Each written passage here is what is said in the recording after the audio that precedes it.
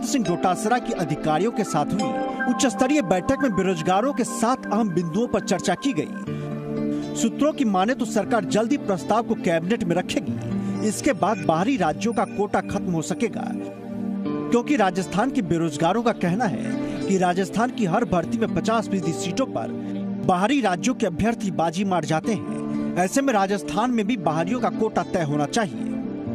लगातार 2 साल से संघर्ष कर रहे थे। माननीय मुख्यमंत्री जी से मांग करते हैं, जिस प्रकार अन्य राज्य राजस्थान के अभ्यर्थियों को वहां जाने के लिए रोक लगा रहे, तो यहां राजस्थान में भी बाहरी राज्यों का कोटा समाप्त किया जाए, जिससे राजस्थान के अभ्यर्थियों को उनका मूल हक मिल सके। ऐसे में सवाल यह है कि राज्य सरकार का यह फैसला कितना जायज है।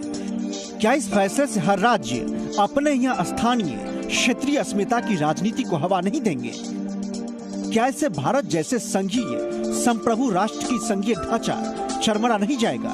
सरकारी क्षेत्र या प्राइवेट क्षेत्र में योग्यता और क्षमता के पैमाने पर ही चयन नहीं होना चाहिए? ये एक बहस का मुद्दा है। आज हम न्यूज एंड व्यूज में इसी मुद्दे पर बहस करने जा रहे हैं।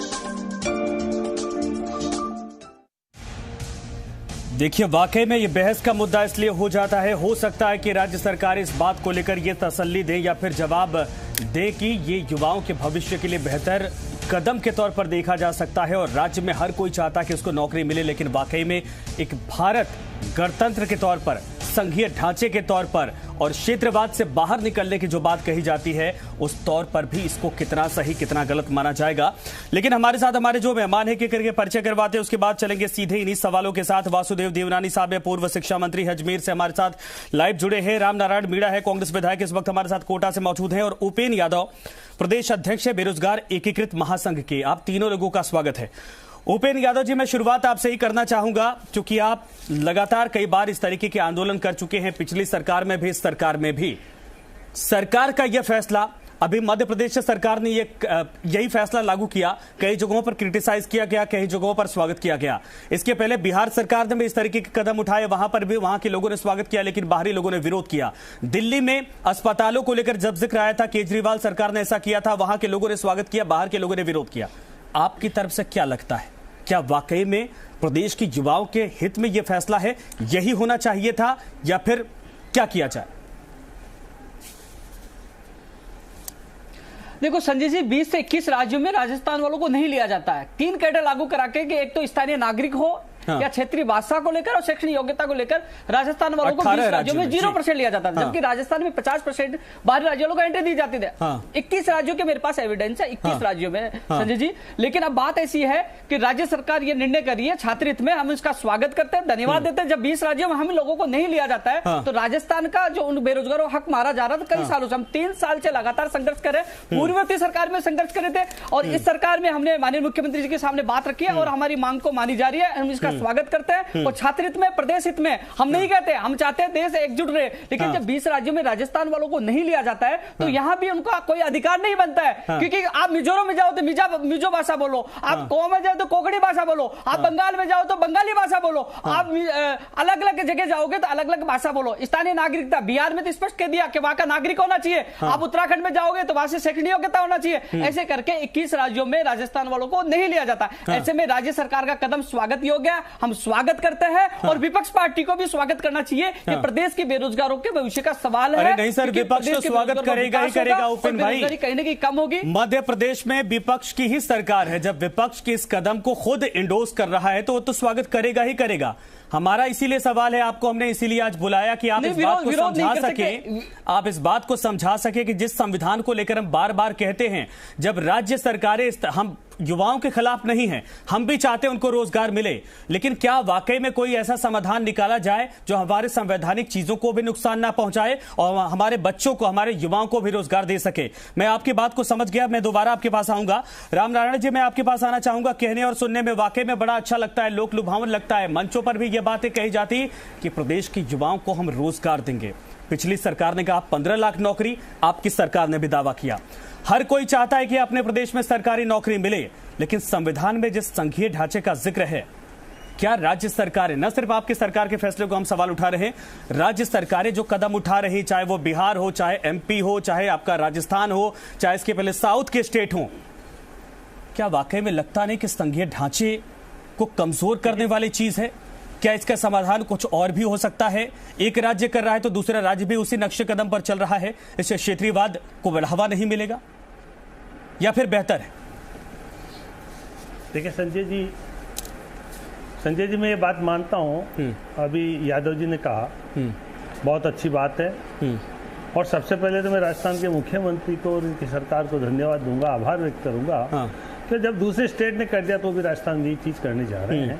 लेकिन ये साफ है, आपने बिल्कुल सही कहा है, संघीय ढांचे को आघात लगे, ऐसा काम अभी क्यों हो रहा है, पहले क्यों नहीं हुआ?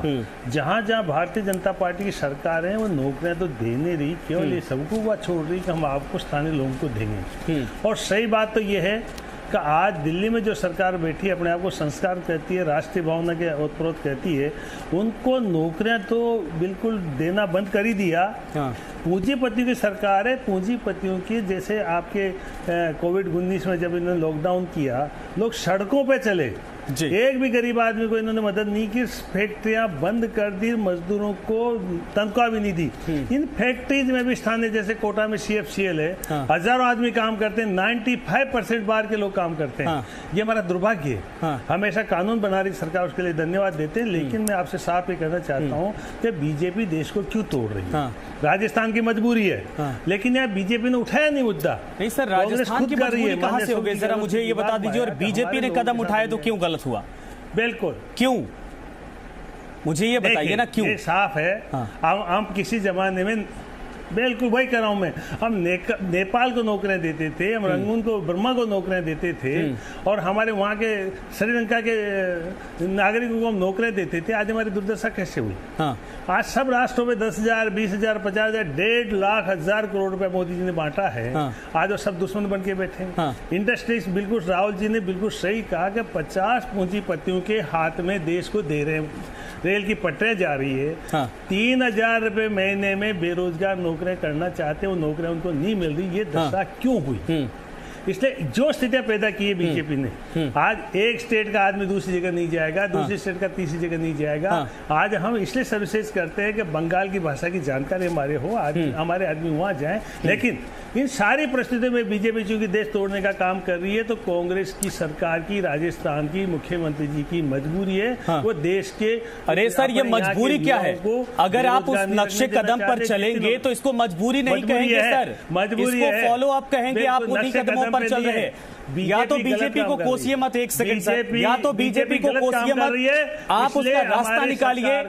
सुनिए सर, या तो रास्ता निकालिए, वरना हर एक राज्य एक देश की तरह व्यवहार कर रहे हैं। ये भारत के लिए ठीक नहीं है, ये भारत के लिए ठीक नहीं है, खासकर बीजेपी कांग्रेस से ऐसी उम्मीद नहीं होती है। मैं युवाओं के रोजगार के पक्षधर हूँ। प्रदेश के सुनिए सर, बेरोजगार नहीं, राम नारायण जी, मैं युवाओं के रोजगार के पक्षधर, रोजगार निकलेगा। लेकिन जिस संविधान को लेकर सड़कों पर आप लोग उतरते हैं, स्थानीय लोगों को देंगे, हमारी सरकार स्थानीय लोगों को देगी।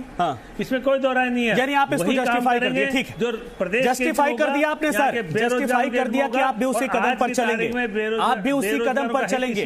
बच्चों को नौकरी देना आपकी जिम्मेदारी बनती है, लेकिन संघीय ढांचे को मजबूत करके रखना भी आपकी जिम्मेदारी बनती है। हमने कानून बनाया, आता हूं सर, आता हूं। देवनानी साहब, राम नारायण साहब ने आपको कोस दिया, आपकी पार्टी को कोस दिया, लेकिन सवाल यह है कि जिस संविधान को लेकर आप भी सर कदम उठाते हैं, बड़ी बड़ी बातें करते हैं, कोई क्षेत्रीय पार्टी अगर इस तरीके से करती है, समझ में आता कि उसको अपने लोकल वोट बैंक का आधार दिख रहा है। लेकिन बीजेपी कांग्रेस जब पूरे देश में फैली हुई पार्टी जब इस तरीके की बातें करती है, एक सेकंड सर, मेरा सवाल तो सुनिए, एक सवाल तो सुन लीजिए। नाम नहीं लें, हाँ, जब तक मोदी जी की आलोचना नहीं करें, हाँ, अरे सर उसको छोड़िए, छोड़िए, वो आपका काम है, उनका काम है, उस पर जाएंगे नहीं सर। आज सवालों पर, मुद्दे पर, बच्चों के भविष्य का सवाल है, बच्चों के भविष्य का सवाल है। देवनानी साहब मेरी आवाज आ रही है, माफ करिएगा सर, दूसरे मुद्दे पर जाना ही नहीं हमें, क्रिटिसाइज करने दीजिए। सुनिए एक सेकंड, देवनानी साहब, राजस्थान के मुख्य, देवनानी साहब, मेरा सिर्फ इतना सवाल है कि अगर बीजेपी और कांग्रेस जैसी राष्ट्रीय पार्टी इस तरीके की बातें करने लगेगी, जिन जिन प्रदेशों में है वो इस तरीके के कदम उठाने लगेंगे। अरे मैं आपके मुद्दे को बीच से और जवाब नहीं सर, हाँ ठीक है, मैं समझ गया, मेरा सीधा सवाल दीजिए, सीधे सवाल का जवाब दीजिए। क्या वाकई में ये देश के हित में है? और सर नौकरियों पे निश्चित रूप से आम बेरोजगार युवा चाहता है कि उसको नौकरी मिले और ये राज्य सरकारें हो निश्चित रूप से रोजगार देने में असफल सिद्ध हुई हैं। राजस्थान में कितने दावा कर लें, पिछले 2 बजटों में इन्होंने 1,28,000 नौकरियों की घोषणा की, जिसमें से आज तक केवल 16,000 की भी विज्ञप्ति जारी हुई है। अब तक एक भी नौकरी दी नहीं, और जो नौकरियां की बात कर रहे हो ये हमारे समय की विज्ञापित और नौकरियों को दे रहे हो।